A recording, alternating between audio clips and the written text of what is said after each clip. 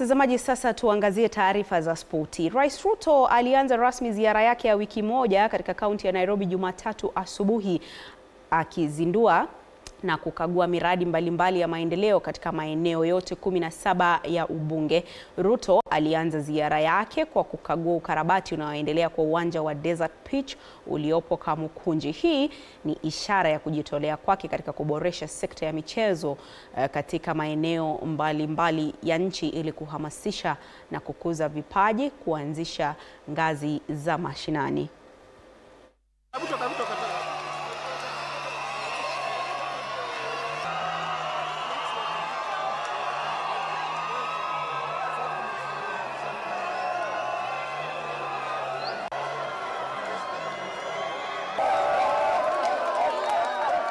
Wameniambia wanajenga kiwanja kama hii 10 Nairobi na zingine 4 kubwa Nairobi kwa minajili ya kushughulikia vijana wa Nairobi County.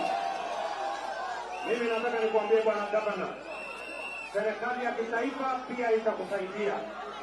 Tunataka mtuambie tunaweza kuwasaidia mahali gani.